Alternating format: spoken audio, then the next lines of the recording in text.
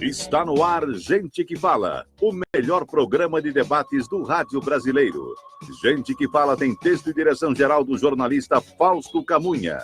Gente que Fala reúne de segunda a sexta-feira formadores de opinião para discutir as principais notícias do dia. Gente que Fala tem o selo de qualidade ABCOM.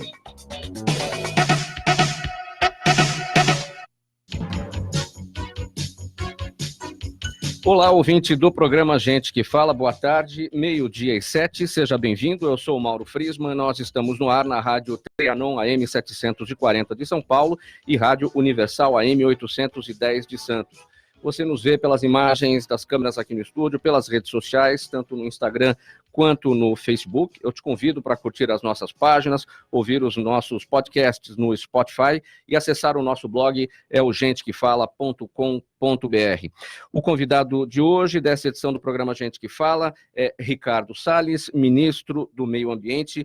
Boa tarde, muito obrigado pela presença, ministro, por aceitar o convite do programa Gente que Fala. Muito obrigado, Mauro, é sempre um prazer estar aqui no programa. Mandar um abraço aí para o Fausto, nosso grande jornalista e amigo. Enfim, muito obrigado pelo convite. Vamos lá. O Ministério do Meio Ambiente esteve no centro de uma polêmica logo após a eleição de Jair Bolsonaro para a presidência da República, que chegou a anunciar que o Ministério, a pasta seria fundida com o Ministério da Agricultura. No entanto, a repercussão negativa dessa intenção do presidente Jair Bolsonaro, o governo manteve o ministério e convidou o advogado Ricardo Salles para assumi-lo no dia 2 de janeiro deste ano. Uma decisão acertada, não é, ministro? Porque hoje, verificando, né, o que aconteceu em termos de meio ambiente no Brasil, tanto assunto, tanta polêmica, a manutenção do ministério foi fundamental. O presidente Bolsonaro tem tomado, desde a transição, quando foi eleito, antes da posse, até hoje, sempre decisões muito ponderadas. Ele escuta, é uma pessoa bastante aberta ao diálogo, ao debate, escuta as opiniões daqueles ministros que ele escolheu. Aliás, talvez pela primeira vez na história recente do Brasil, um ministério escolhido só com base em critérios técnicos, né? O presidente cumpriu à risca a sua promessa de campanha, escolheu um time de primeira linha, que por sua vez teve toda a liberdade de escolher as suas equipes, sempre também com critérios técnicos. Na área ambiental, o presidente decidiu manter lá atrás, no período de transição, o Ministério do Meio Ambiente separado, ao contrário da ideia que ele tinha no início de fazê-lo em conjunto com o Ministério da Agricultura. O presidente decidiu mantê-lo separado. Uma decisão acertada do presidente da República, até porque a área ambiental tem várias outras facetas que não se limitam ao tema agricultura, muito embora no Brasil em especial, em que a agricultura dá grande contribuição para a sociedade brasileira. Não podemos esquecer que o Brasil tem o Código Florestal, que é a norma ambiental mais restritiva do mundo. Nós temos as áreas de preservação permanente, nós temos as reservas legais, temos uma agricultura que produz de maneira sustentável, produto de qualidade, a preços competitivos, que utiliza, se você somar pecuária e agricultura no Brasil, utiliza menos de 30% das áreas, né? Na verdade, de cerca de 20%. Então aí nós estamos falando de áreas muito afins, mas o meio ambiente não se restringe à agricultura. Nós estamos falando também de outros temas, sobretudo a agenda urbana, que foi deixada para trás no Brasil. O senhor destacou agora, ministro Ricardo Salles, o Código Florestal Brasileiro como um dos mais restritivos do mundo. O artigo 225 da nossa Constituição fala que todos têm o direito ao meio ambiente ecologicamente equilibrado. Isso pesa demais sobre o Código Florestal Brasileiro? Há alguma dificuldade de se implementar o que se define no Código por conta desse artigo da Constituição? Não, acho que é o contrário. O artigo 225 foi uma obra lá atrás na Constituição, vários autores participaram desse artigo, mas sobretudo o meu amigo Fábio Feldman, que fez um grande trabalho, uma pessoa que a gente respeita muito, é um dos ambientalistas mais respeitados do Brasil, e esse espírito do artigo 225 da Constituição Federal permeou também, anos depois, o Código Florestal. É interessante lembrar o seguinte: o Código Florestal a relatoria foi do deputado Aldo Rebelo, na época, era o relator da matéria, ele fez cerca de 900 audiências públicas no Brasil inteiro, ouvindo a realidade do que acontecia no campo, nos diversos, o Brasil tem diversas realidades muito diferentes. O Brasil do Rio Grande do Sul não tem nada a ver com o Brasil da Amazônia, que por sua vez é bem diferente do Pantanal, que é diferente do Cerrado, lá perto de Brasília, também é diferente da Caatinga lá no Nordeste, e assim a Mata Atlântica aqui na região de São Paulo. Então, são situações muito distintas. O Aldo Rebelo teve a dedicação, o cuidado, o bom trabalho que ele fez nessas audiências públicas Brasil afora e construiu um modelo de pacificação desse tema através do Código Florestal. E o que aconteceu num primeiro momento? Tanto o setor rural achou que o Código Florestal podia ser um pouco diferente, tinha suas críticas, quanto os ambientalistas também tinham as suas críticas. E a norma boa é aquela que, ao mesmo tempo, não agrada a todo mundo e, por outro lado, pacifica o tema. Esse foi o Código Florestal. O Código Florestal, na época, os ambientalistas estribucharam contra.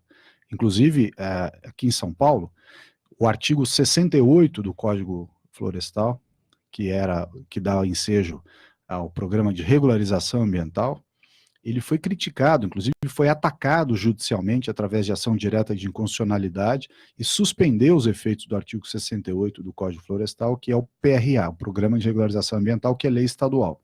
Então você veja que, num primeiro momento, os ambientalistas atacaram o Código Florestal, foram contra, dizendo que o Código Florestal era norma para ajudar ruralista. Hoje, veja como o tempo passa e o tempo é um bom remédio. 7 anos depois, os ambientalistas se fundam no Código Florestal, dizendo, não, o Código Florestal é uma norma boa, que não pode ser deixada de lado, não pode ser flexibilizada. Visão com a qual eu me alinho, sou absolutamente alinhado com essa visão, mas sou alinhado desde o começo, e não ao contrário de outros que primeiro atacaram o Código Florestal e agora utilizam o Código Florestal como motivo para discussão. O Brasil esteve, nos últimos tempos, aí no olho do furacão, perante o mundo, né, em relação às queimadas, ministro Ricardo Salles. O presidente Jair Bolsonaro disse dias atrás que a queimada, o desmatamento, tudo isso é cultural. O senhor concorda com ele? Há um aspecto cultural. Aliás, os indígenas colocam fogo para produzir o espaço para sua roça. Isso tem, inclusive, faz parte da cultura.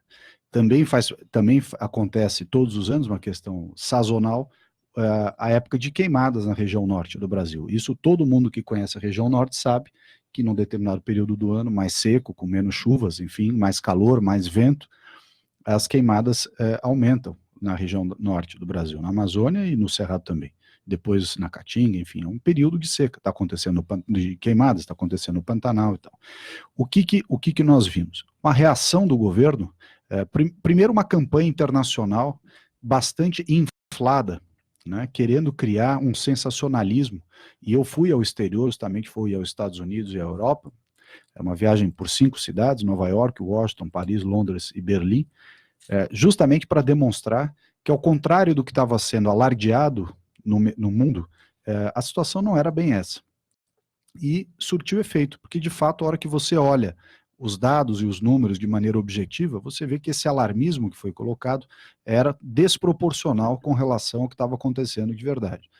Mas criou-se um sensacionalismo em torno desse assunto, o governo reagiu rapidamente, tanto que decretou uma inédita operação de garantia da lei da ordem, na qual o presidente Bolsonaro, mérito do presidente Bolsonaro, ter decretado a GLO ambiental. Essa GLO ambiental trouxe o número de queimadas para o mês de outubro de 2019 como o mais baixo nos últimos 21 anos. Desde que se começou a medir a quantidade de queimadas na Amazônia, nunca se teve um índice tão baixo quanto em outubro de 2019, graças à ação do presidente Bolsonaro. Então, ao contrário da narrativa que foi colocada por alguns no Brasil e no exterior, de que o governo seria condescendente ou teria sido leniente, o que não é absolutamente verdade. Nós agimos de maneira muito contundente, então aí os números para mostrar. Ministro Ricardo Salles, qual é a real eficácia da GLO, a garantia da lei da ordem ambiental, uma vez que o trabalho não é só da União, é um trabalho conjunto com os estados e com os municípios. E todos os entes da federação estão com problema de dinheiro. Então, qual é a real eficácia da GLO? Importante, Mauro, é o seguinte, desmatamento na Amazônia, que é um dos fatores das queimadas e, portanto, foi o que deu o ensejo à decretação da operação da garantia da lei da ordem ambiental, ele é o conjunto de uma série de políticas públicas ao longo de anos, né? Você vê, o Brasil chegou a ter em 95 e em 2004, 2005, picos de 28 mil quilômetros quadrados de desmatamento, que é mais ou menos 3 vezes o que tem hoje em dia. 3 vezes mais. Esse foi o número anunciado semana passada. Exato. Então, nós chegamos a ter no Brasil, em 95, depois em 2004 e 2005, números da ordem de 28 mil quilômetros quadrados. Nós estamos falando agora de 9.700, quer dizer, praticamente 1/3. O Brasil está contente com esse 1/3? Não. O Brasil entende que o desmatamento ilegal tem que ser combatido. Aliás, como toda e qualquer atividade ilegal, o nome já diz, né? Esse é um governo da tolerância zero com a criminalidade, tanto que nós estamos experimentando números de criminalidade no Brasil sem precedentes em termos de redução, graças ao esforço deste governo, do presidente Bolsonaro, em ser linha dura com tudo quanto é questão criminal. Agora, na Amazônia, esse é um assunto mais complexo. É uma região com área equivalente a 16 países da Europa. Se a Amazônia fosse transposta para a Europa, ela começava lá em Portugal e até a Polônia, né? São 5 milhões de quilômetros quadrados. Não estamos falando de um bairro ou de uma cidade. Uma região com 5 milhões de quilômetros quadrados. Cujos governos anteriores não se preocuparam em cuidar das pessoas que vivem na Amazônia. Você tem na Amazônia mais de 20 milhões de pessoas vivendo na região mais rica do país, com pior índice de desenvolvimento humano. Olha essa contradição, quer dizer, de um lado, a região mais rica em recursos naturais, biodiversidade, madeira, minérios, etc., e a população que vive com os piores índices, saneamento, lixo, educação, transporte, saúde, quer dizer, tudo são os piores índices do Brasil. O senhor fala da região amazônica, do Amazonas ou Não, da Amazônia dos estados legal, da Amazônia legal, sim, né? E sobretudo do bioma Amazônia, também é uma confusão que se faz.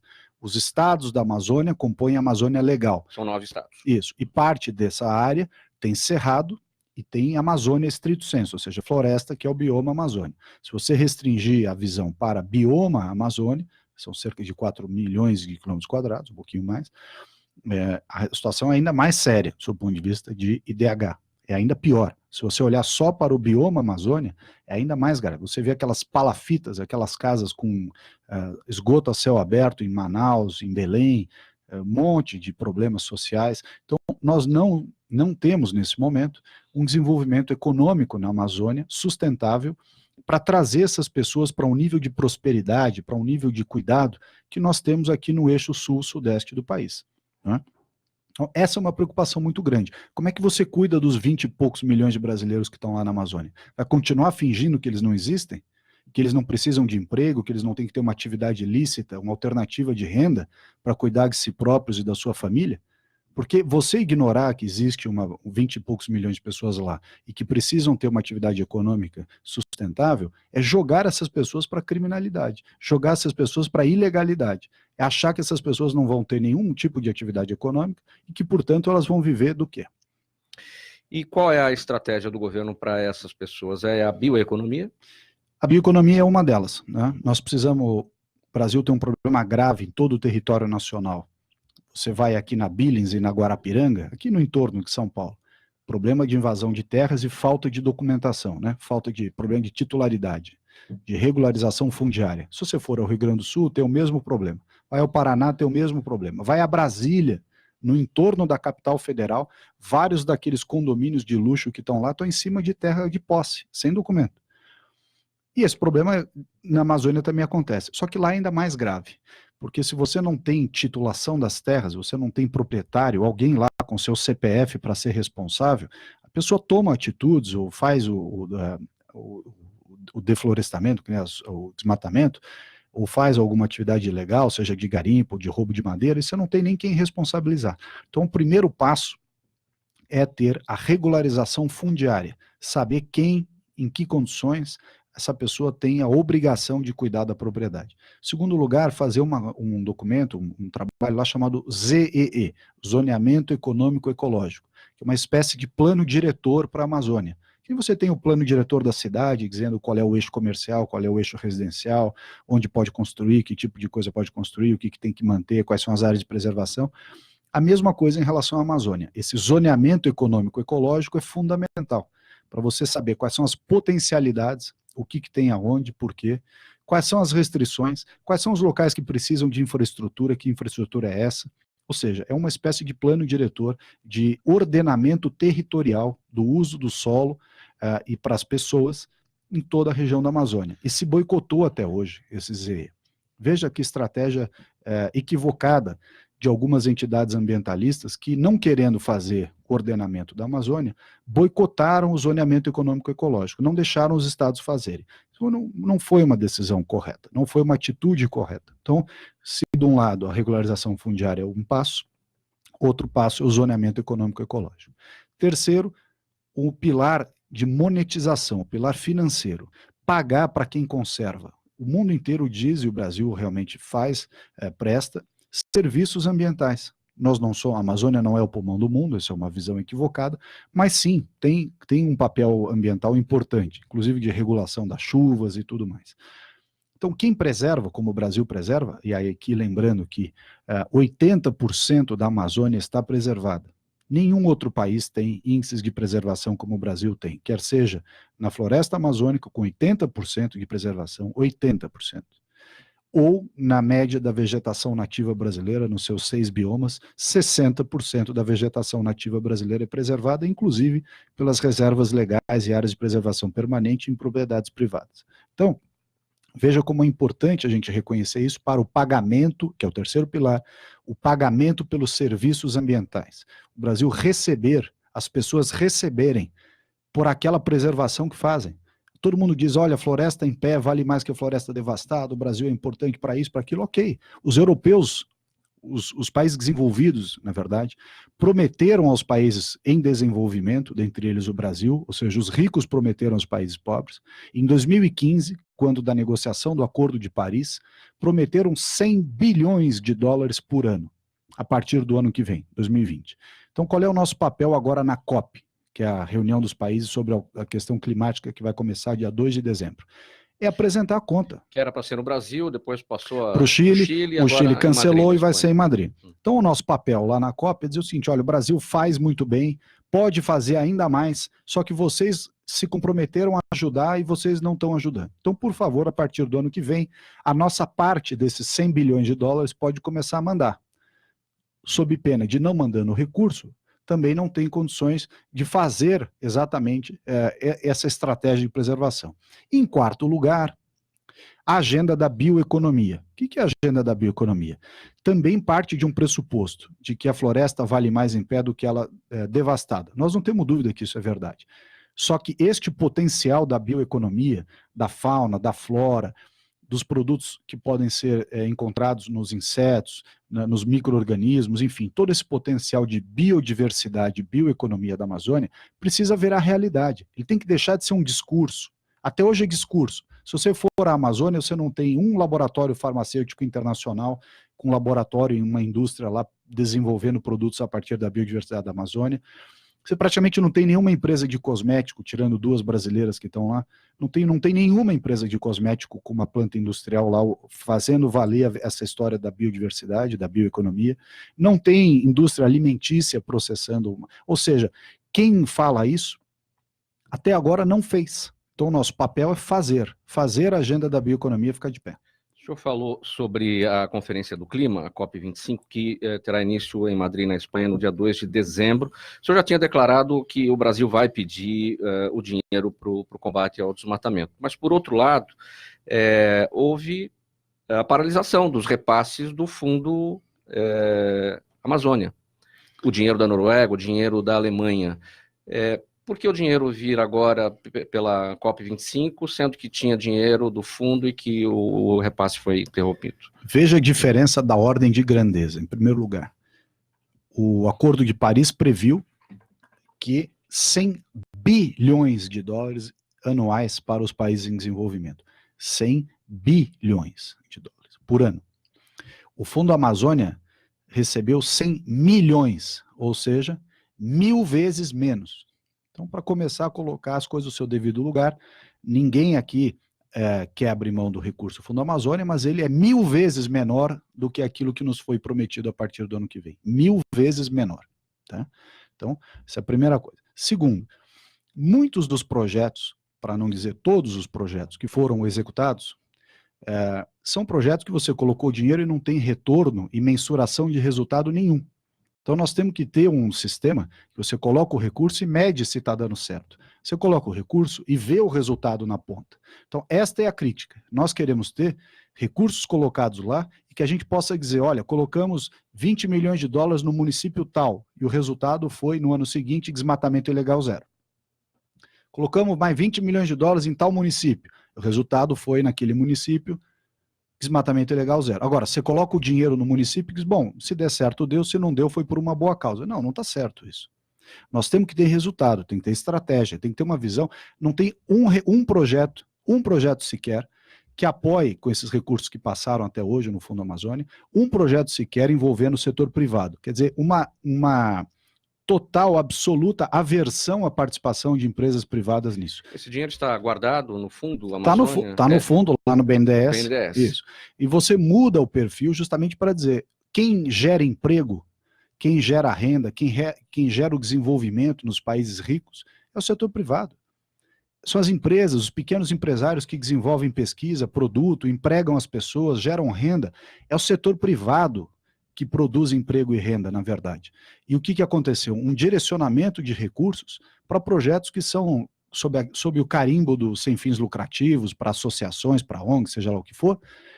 É aquela história do você não tem ali uma mensuração de resultado. Foi isso contra isso que nós nos posicionamos, de jeito nenhum. Quer dizer, os 100 milhões são bem-vindos. O que o senhor quer é mudar o foco da distribuição. Nós queremos dar eficiência, queremos dar resultado. Quer dizer, você não pode ter um fundo que é um pretexto para transferir dinheiro para ONG e para associação. Quer dizer, não pode. Ou aquilo tem um resultado prático, e quem tem que decidir isso é o governo, porque o dinheiro é do governo brasileiro, ele não foi doado para um terceiro, ele foi doado para o Brasil. Né? Então, essa é uma questão importante. Nós temos que ter foco, e o foco nesse trabalho. O trabalho tem uma estratégia, tem uma visão, e que tem que avançar. O senhor acabou de falar na pergunta anterior sobre o ordenamento, sobre a titulação das terras na Amazônia. Antes disso, não teria que haver um trabalho em relação à grilagem? Porque se essas pessoas estão com terras e estão sem a documentação específica, é porque isso veio a partir do trabalho dos grileiros. Veja bem, o Brasil, na época do Império, as terras devolutas pertenciam ao governo. Num determinado momento, o Estado arrecadou de volta essas terras e ficou, em tese, a chamada terra não destinada. Né? A terra devoluta, que é justamente essas áreas sem titulação na Amazônia, e em outros lugares do Brasil, não é só na Amazônia, não. Você vai aqui no estado de São Paulo, em Presidente Prudente, aqui no Pontal do Paranapanema, ali perto de Rosana, você tem vários problemas de terras não destinadas, né? Terras devolutas, como as pessoas chamam em geral. Então, esse é um problema sério. Você não pode rotular todo mundo que está lá, não estou dizendo que não tenha criminalidade nem grilagem, mas você não pode titular todo mundo, senão todo mundo que está ali no Pontal do Paranapanema, aqui no estado de São Paulo, é invasor de terra grileiro. Então não é certo essa visão ou extremo para lá ou extremo para cá, tem que ter um equilíbrio.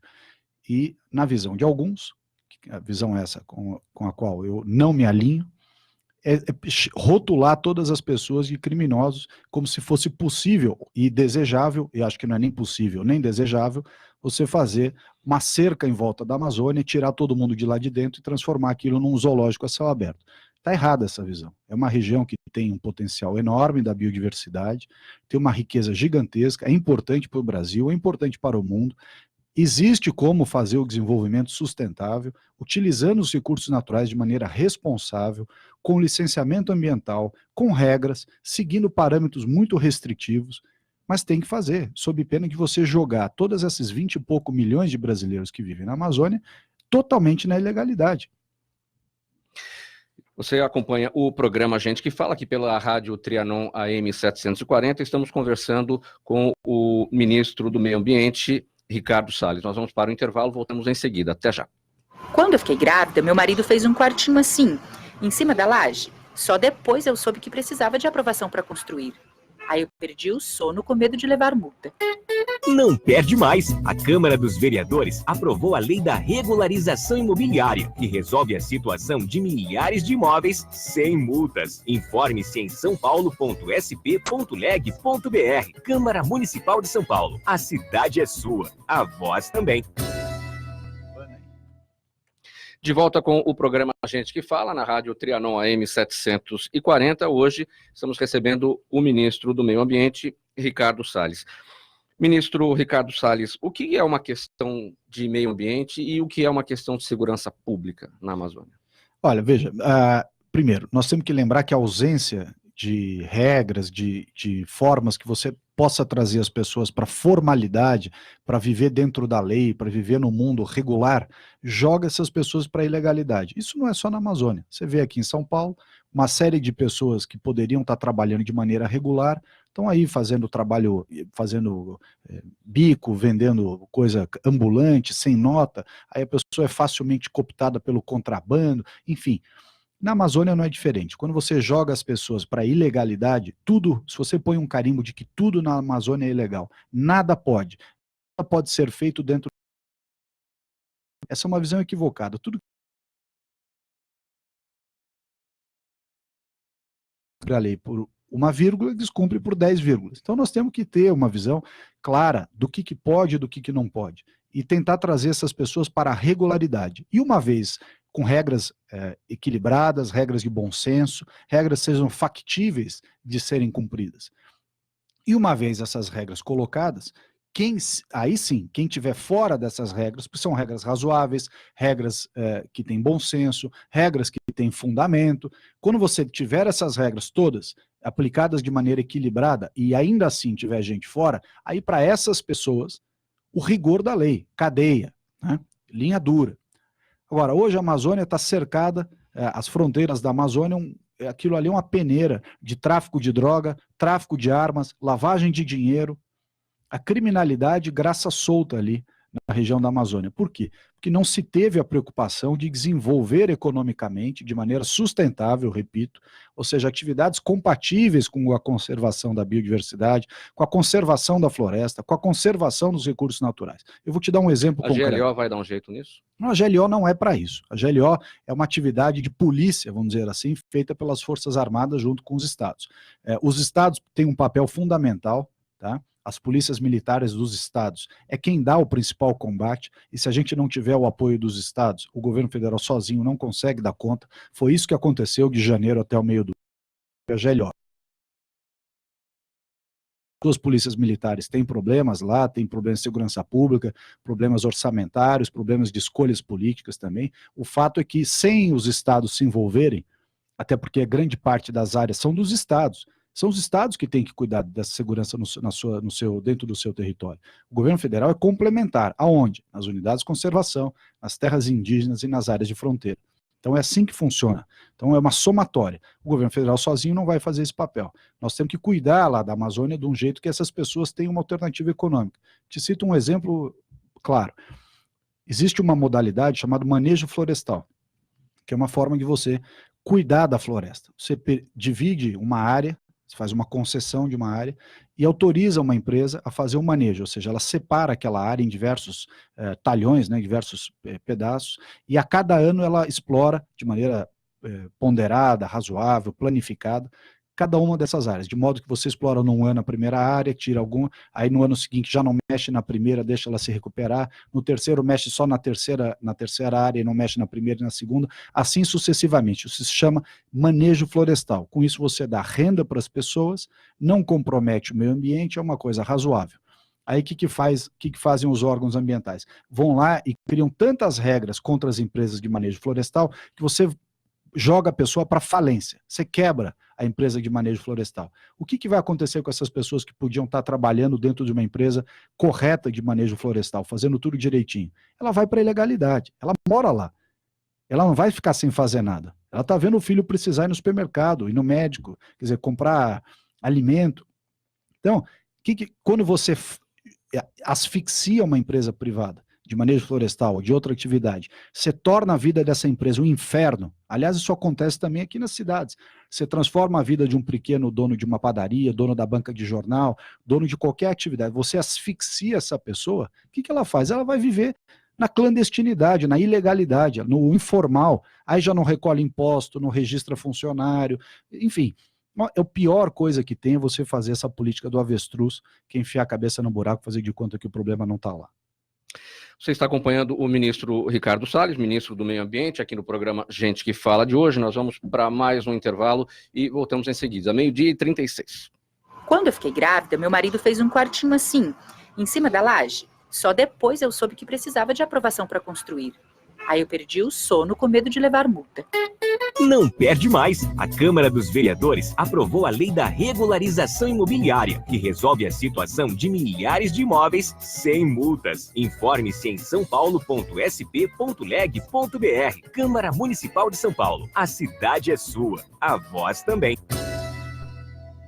De volta com o programa Gente que Fala pela Rádio Trianon AM 740 aqui em São Paulo e Rádio Universal AM 810 de Santos, 12h38 agora. Estamos recebendo o ministro do Meio Ambiente, Ricardo Salles, para essa conversa hoje.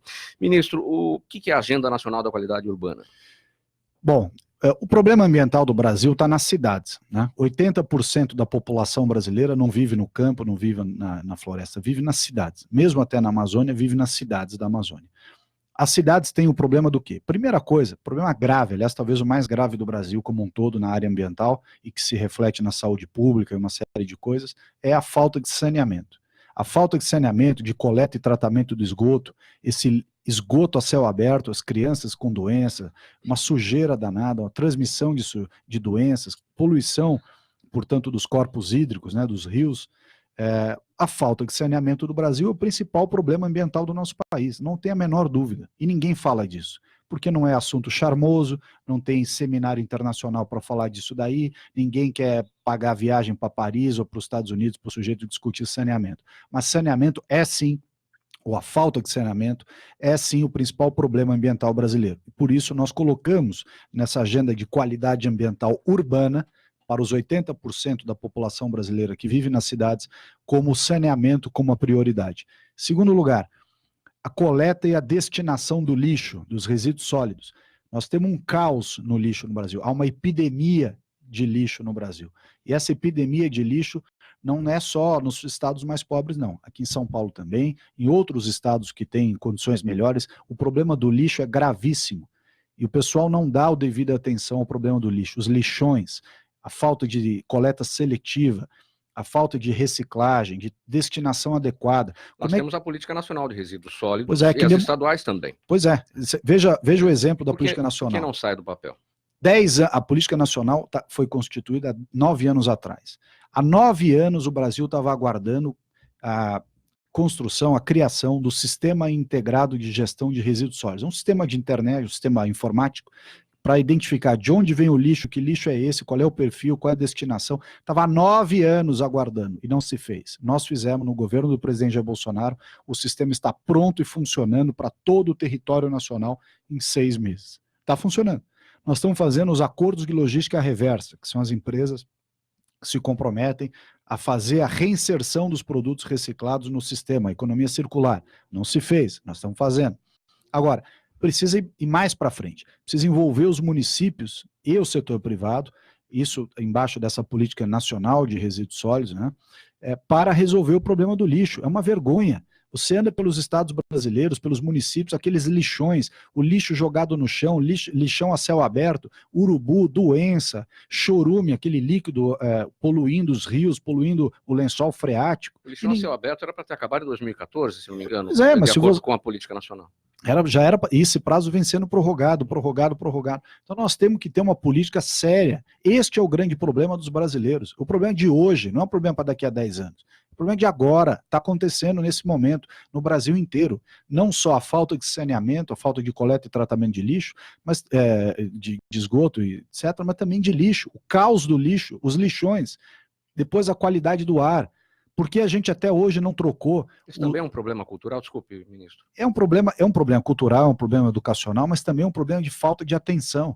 Porque os governantes, eles gostam de gastar dinheiro em coisa que aparece já no ano seguinte ou no mês seguinte, e essas políticas mais de longo prazo, que é o saneamento e o lixo, que não aparecem tanto, mas elas são igualmente importantes.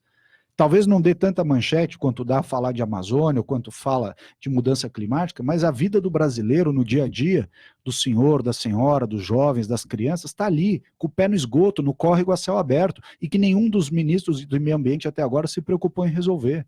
O problema do lixo é a mesma coisa, um caos generalizado no Brasil inteiro, uma epidemia no problema do lixo, e ninguém se preocupou em resolver. Qualidade do ar, você pega esses grandes centros urbanos, o ar não é bom.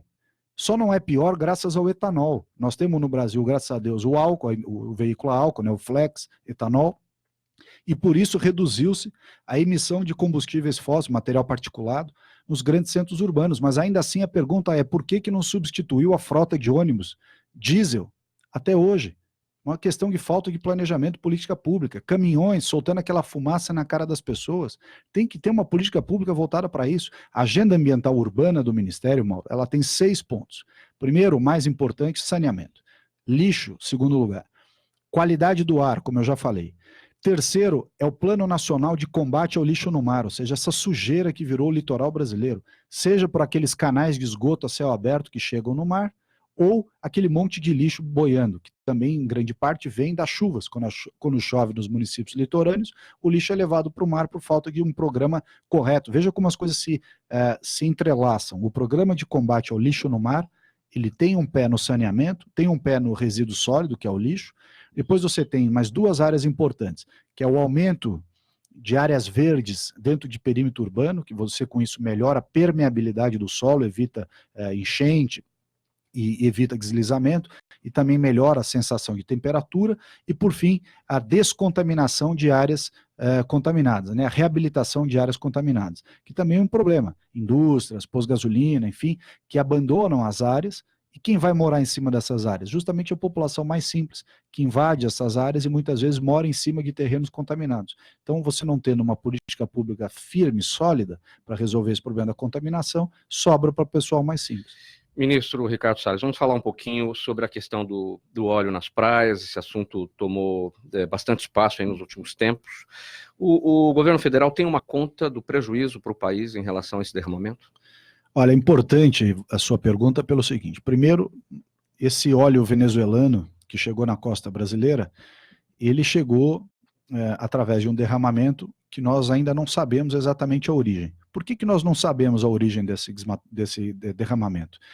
Porque o Brasil fragilizou tanto os seus órgãos de defesa, os seus órgãos de monitoramento de fronteira. Nós não temos um sistema de satélite, de radar, de sondas subaquáticas, navios patrulha.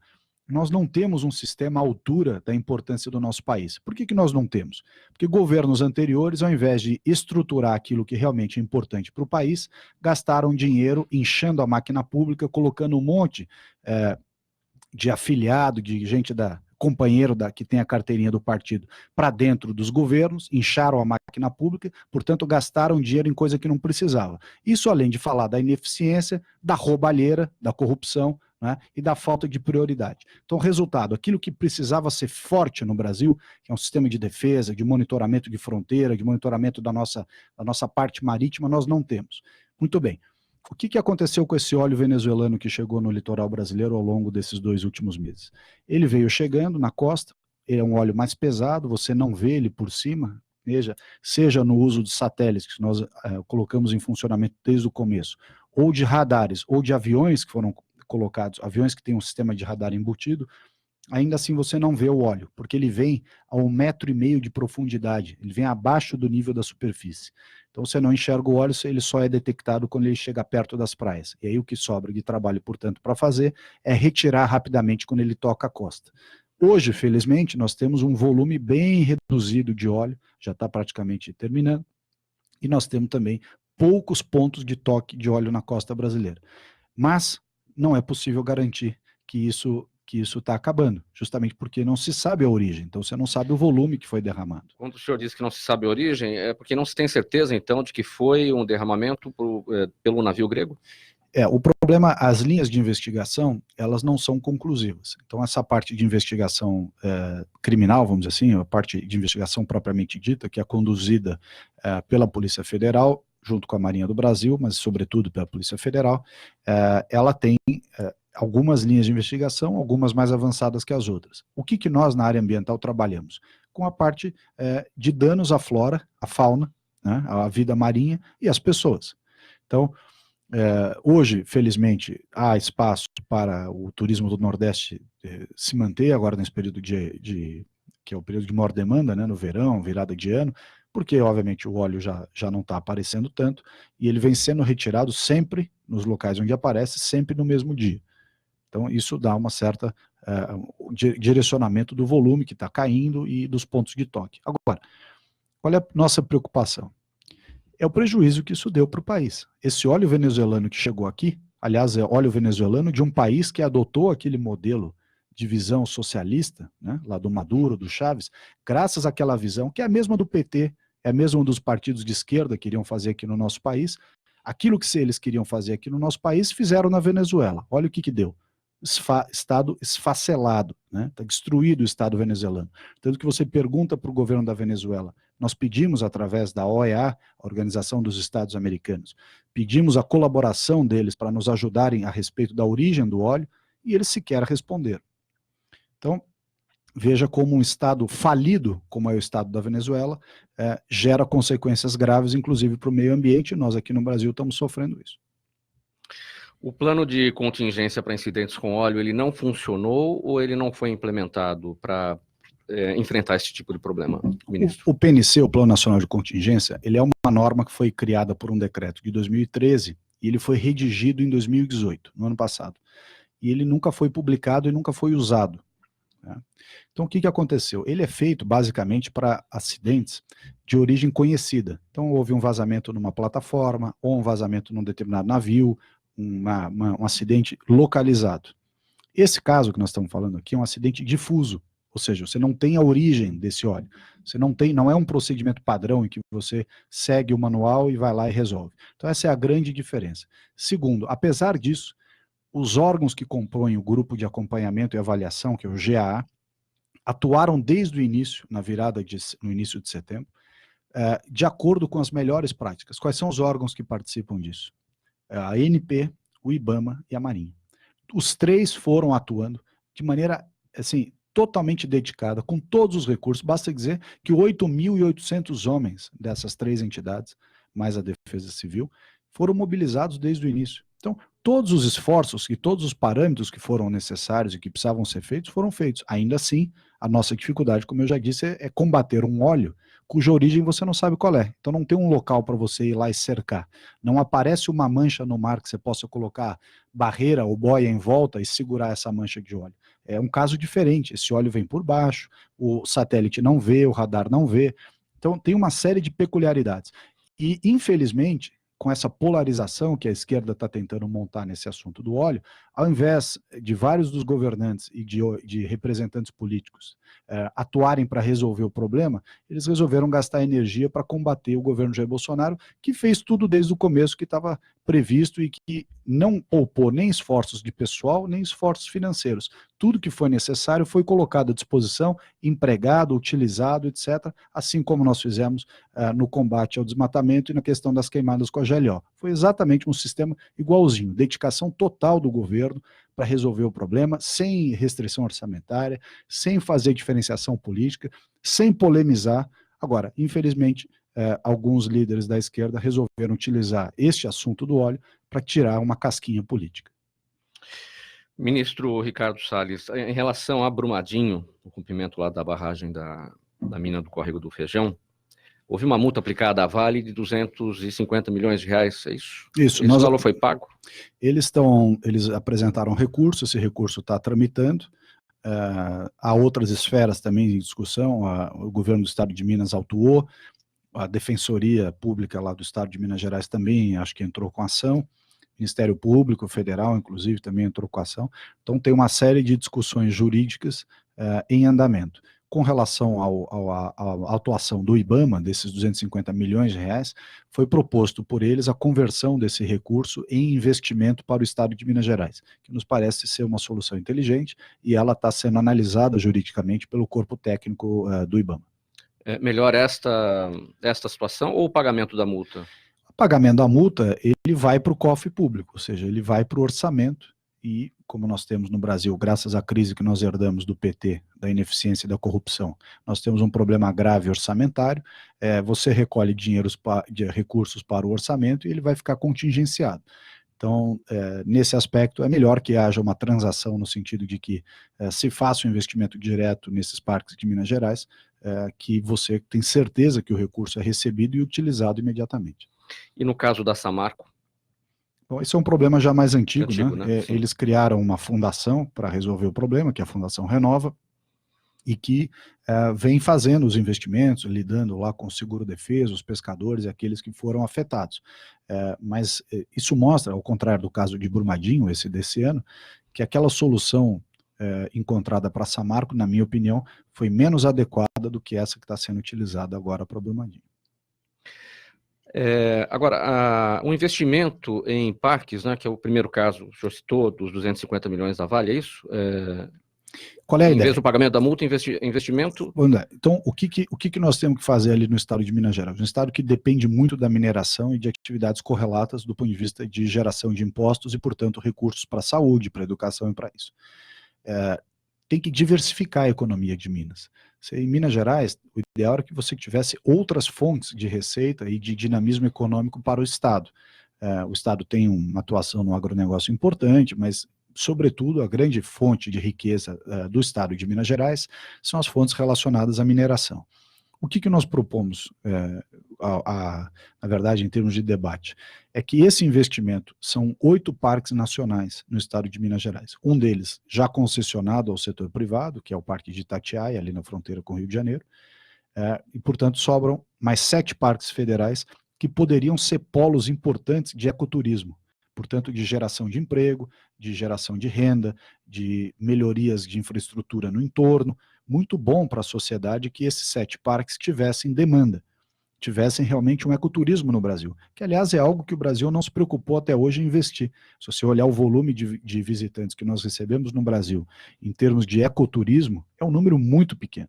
Outros países que têm muito menos atrativos do que nós têm visitação internacional de ecoturismo muito maior do que a nossa, mas assim, muito maior mesmo.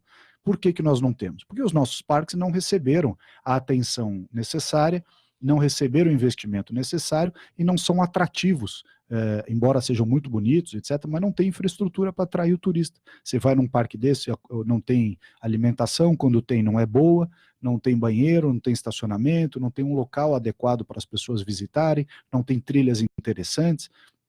Então isso é uma visão equivocada. Nós temos que tornar essas unidades de conservação, esses parques, um local de atração realmente de turismo, sobretudo o turismo que tem investimento. E é isso a lógica de Minas Gerais. 12h55 agora, aqui na Rádio Trianon AM 740, você acompanha a nossa conversa aqui no programa Gente que Fala com o ministro do Meio Ambiente, Ricardo Salles, também com as imagens pelas redes sociais. Nós vamos para mais um intervalo, voltamos em seguida. Quando eu fiquei grávida, meu marido fez um quartinho assim, em cima da laje. Só depois eu soube que precisava de aprovação para construir. Aí eu perdi o sono com medo de levar multa. Não perde mais! A Câmara dos Vereadores aprovou a Lei da Regularização Imobiliária, que resolve a situação de milhares de imóveis sem multas. Informe-se em saopaulo.sp.leg.br. Câmara Municipal de São Paulo. A cidade é sua. A voz também. De volta com o programa Gente que Fala, na Rádio Trianon AM 740 de São Paulo, e você nos acompanha pelas imagens das redes sociais, no Instagram e também no Facebook. Ministro, o senhor acabava de falar sobre a conservação das unidades, ou a conservação das unidades federais, né? A partir deste ponto, da utilização das multas daquelas tragédias nessas unidades de conservação, você cria uma estrutura que vai precisar depois de uma manutenção, vai precisar de um custeio. A gente acaba arrumando um outro problema. Mais dinheiro depois, que a gente precisa disso, mas depois precisa ter um planejamento para poder fazer essa manutenção. Veja bem, Mauro, se a gente não tiver as unidades de conservação no Brasil gerando a sua própria receita, Elas vão ser sempre uma fonte de despesa para o orçamento. Então, o que a gente tem que fazer? Nós temos que estruturar essas unidades de conservação, fazê-las interessantes, fazê-las atrativas e que elas se autofinanciem. Autofinanciem com o quê? Com o turismo. Nós temos algumas unidades de conservação no Brasil que são parques turísticos e que vão bem. Exemplo mais conhecido é Foz do Iguaçu. Né? Foz do Iguaçu tem um superávit, ela se sustenta. Né? Então é isso que nós temos que fazer com as outras unidades de conservação. Saber identificar quais são as suas vocações em termos de ecoturismo, investir na estrutura. Não adianta você querer ter visitação numa unidade de conservação se você não tem infraestrutura, não tem atratividade, a pessoa chegar lá não tem uma coisa para fazer, não tem uma trilha em ordem, equipada, não tem banheiro, não tem um restaurante, não tem uma tirolesa para levar seus filhos, não tem um passeio para fazer a cavalo, de jipe, de balão, de bicicleta. Quer dizer, são uma série de atividades que outros parques no mundo inteiro fazem super bem. Tem parques na África do Sul com hotéis de 6 estrelas dentro, aquele de custo alto. Tem outros nos Estados Unidos que tem camping, mas camping estruturado, não aquele camping abandonado. Um camping com água, com luz, com vaga, tudo direitinho. Enfim, coisa estruturada, realmente para atrair investimento, para atrair visitação e, portanto, para gerar receita. Então, se você faz, de um lado, a estruturação desses parques, dessas unidades de conservação, para terem uma boa infraestrutura, para se tornarem destinos atrativos, para as pessoas irem lá aos finais de semana, nos feriados, nas férias, levar os filhos, levar os idosos, levar os seus cachorros, enfim. Se tornar os parques algo interessante, um lugar bacana para você ir com a sua família, legal, gostoso, que tem um bom restaurante, que tem uma boa estrutura. Essa é uma coisa. E uma vez estruturado isso, quem gere o parque gera a sua própria receita, ou seja, o parque se sustenta, o ticket, o valor dos serviços, aquilo que está lá, sustenta o parque. Então, não pode nem de um lado ter um parque que não tem estrutura, nem por outro lado ter uma estrutura que não sabe gerenciar. Então tem que compor as duas coisas, estrutura, investimento e gerenciamento, para que isso tenha sustentabilidade. Ministro Ricardo Salles, esses acontecimentos ambientais ao longo deste ano, a questão do derramamento de óleo, a questão das queimadas na Amazônia, desflorestamento, enfim, o senhor acha que isso pode influenciar de alguma maneira negativa no acordo entre o Mercosul e a União Europeia? Olha, nós não podemos criar a ilusão de que esses acordos eles se baseiam só em discussões dessa natureza. Eles têm interesses comerciais muito sólidos, né? Inclusive, muitas vezes, os países mais protecionistas, como a França, etc., onde a agricultura é subsidiada, né? O agricultor francês ele tem muito subsídio do governo. Então, ele não consegue competir com a agricultura brasileira. Então, o que ele precisa? Ele precisa de um pretexto para tentar barrar o acordo. Vários outros países têm a situação. Por outro lado, é um acordo bom para os dois lados, do ponto de vista de livre mercado, ter investimentos, ter desenvolvimento, a indústria, gerar emprego e tal. Então, nós, embora saibamos que pode ser um tema de discussão, aliás, esse tem sido um tema de discussão nos últimos anos, né, essa discussão de barreiras não tarifárias, aquela discussão que é uma barreira protecionista disfarçado de alguma outra coisa, você usa o pretexto. Por outro lado, nós sabemos que também é uma questão de explicar, de levar dados, como foi a minha viagem ao exterior, e como vai ser novamente agora na COP lá em Madrid, que começa no dia 2 de dezembro. O senhor estará lá na COP? Sim, vamos estar lá representando o governo brasileiro. Ministro, nosso tempo já está esgotado, a sua palavra final, a sua mensagem para o ouvinte do programa Gente que Fala. Mauro, primeiro agradecer mais uma vez a oportunidade de estar aqui no programa, um grande programa, uma audiência super qualificada, sempre convidados de alto nível, um debate muito bom, construtivo, é isso que o jornalismo brasileiro contribui, a sociedade agradece muito. Segundo dizer que eu estou à disposição, o governo do presidente Jair Bolsonaro está revolucionando, melhorando a economia substancialmente, outras práticas, outras posturas políticas, é um governo de mudança e que está indo muito bem. Portanto, eu tenho muito orgulho de fazer parte do governo do presidente Jair Bolsonaro e poder avançar numa agenda positiva para o país. Muito obrigado aqui pela oportunidade. Muito obrigado pela presença, ministro do Meio Ambiente, Ricardo Salles, aqui no programa Gente que Fala. Um agradecimento em nome de toda a nossa equipe. Até uma próxima oportunidade. Obrigado pelas palavras. Na mesa de som, o Fabiano Souza, apresentação minha, Mauro Friesman, pauta e redação Pedro Schiavon, diretora de produção Zenilda Salvato, direção-geral do programa do jornalista Fausto Camunha e do outro lado do Gente que Fala, você, ouvinte, a razão da nossa presença aqui. Obrigado pela audiência. Tchau, até amanhã.